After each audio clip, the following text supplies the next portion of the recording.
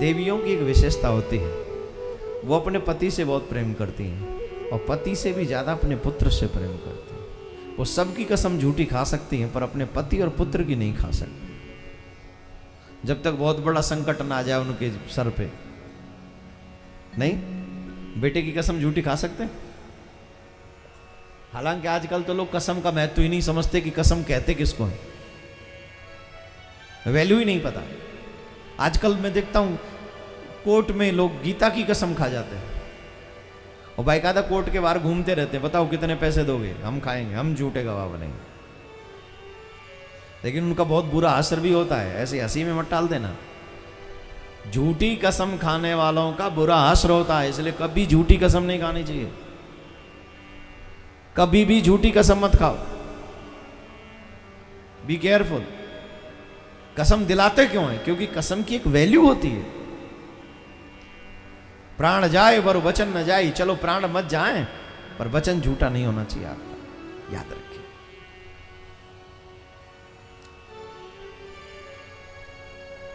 पति और पुत्र से देवियां बहुत प्रेम करती हैं, उनकी झूठी कसम नहीं खाती। लेकिन जो श्याम से प्रेम करता हो उनके लिए क्या पति पुत्र कोई महत्व रखते हैं? बोलिए, रखते हैं क्या? एक प्रसंग आ रहा है, एक बार श्याम सुंदर बीमार पड़ गए। श्याम सुंदर ही वैद्य बने और उन्होंने एक उपाय बताया कि कोई पतिव्रता स्त्री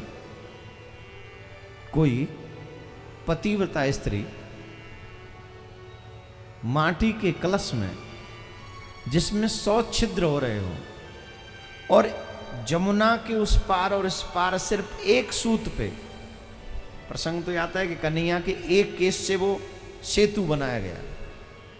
एक केस मतलब सिर्फ एक ही बाल पे 3 बार इधर जाए 3 बार इधर आए और फिर बीच में से जमुना का जल भरे और 100 छिद्र वाले मटके में वो जल जब आएगा तब कन्हैया का उपचार होगा। और ये काम सिर्फ पतिव्रता स्त्री कर सकती है, कोई और नहीं। तो वैद्यराज गोपियों की तरफ देखने लगे। वैद्यराज स्वयं कन्हैया, उनको तो पता नहीं कन्हैया है, तो गोपियों की तरफ देखने लगे। तो जब गोपियों की तरफ देखने लगे तो गोपियों ने कहा आप हमारी तरफ मत देखो। बोले क्यों? बोले हम तो श्याम कलंकिनी हैं। बोले मतलब? बोले हम तो स्वीकार कर चुकी हैं कि हम पतिव्रता नहीं हैं। तो बोले हमें तो श्याम से मोहब्बत हो गई है, इनसे प्रेम हो गया है। अब जब पति को छोड़ के इनसे प्रेम करें तो पतिव्रता कहां से रहेंगी, इसलिए ये काम हम नहीं कर सकते। हम ये एक्सेप्ट करते हैं कि हम इनकी दीवानी हैं और ये एनी हाउ ये ठीक होने चाहिए।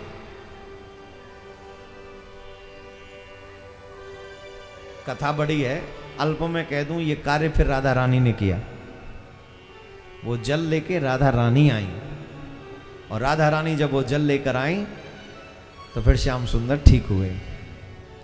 उस समय लोग राधा रानी के विषय में भी 2-4 लोग ऐसे थे जो कहने लग गए थे देखो कीर्ति की बेटी नंद के छोरा से मिलती है।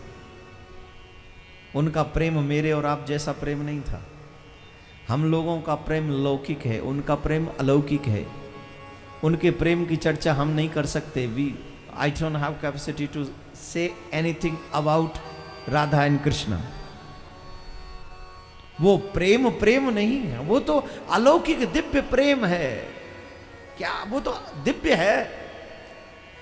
तो ये जिनको श्याम से मोहब्बत हो जाए उन्हें दुनिया अच्छी नहीं लगती, और जिन्हें दुनिया अच्छी लगती है उन्हें कन्हैया से प्रेम नहीं होता। ये सच है।